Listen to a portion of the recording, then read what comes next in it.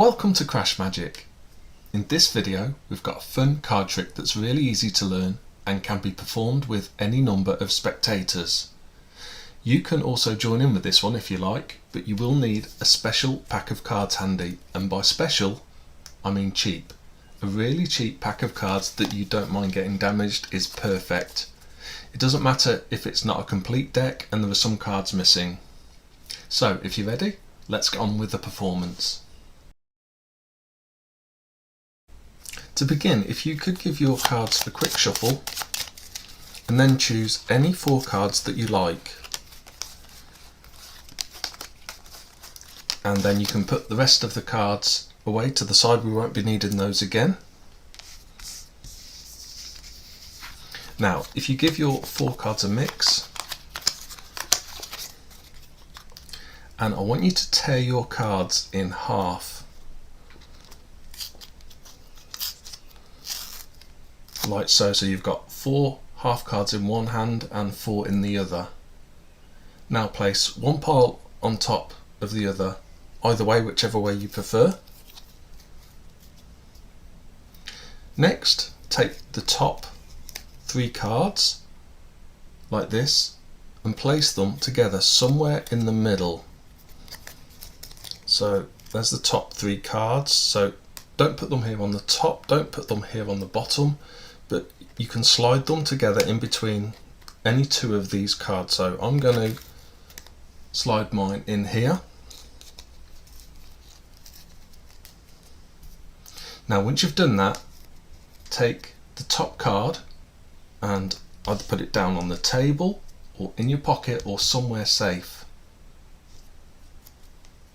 Next, take either 2 or 3 or 4 cards, it's your choice, from the top of your pile and put them together in the middle somewhere.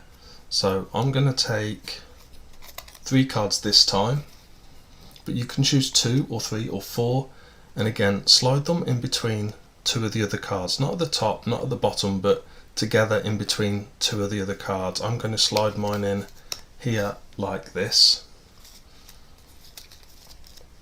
Now again, take 2 or 3 or 4 cards, again your choice, you can use the same number or a different number, and again slide them between 2 of the cards. This time I'm going to take 2 cards, and I'm going to slide my 2 cards in between these 2 cards here. Now what I'd like you to do next is to take the top card and put it on the bottom. Then take the next card and discard it, throw it away. Take the next card and put it on the bottom. Take the next card and again discard it. And we're going to do this all the way through until we're left holding just 1 card.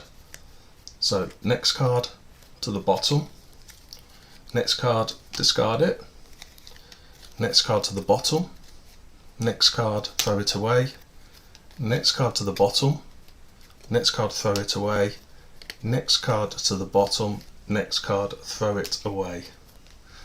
So hopefully we now all have 1 card left in our hands. Remember, these cards were mixed, and on 2 occasions we each chose how many cards to move, either 2 or 3 or 4 cards, and to move them to any position in the middle of our cards. If you look then at the 1 card that you have in your hand, and now find the card that you chose and put safe at the start, and hopefully, like me, you have a perfect match. So that was the trick, and I really like this one for a few reasons. There's absolutely no setup required and it's totally self-working.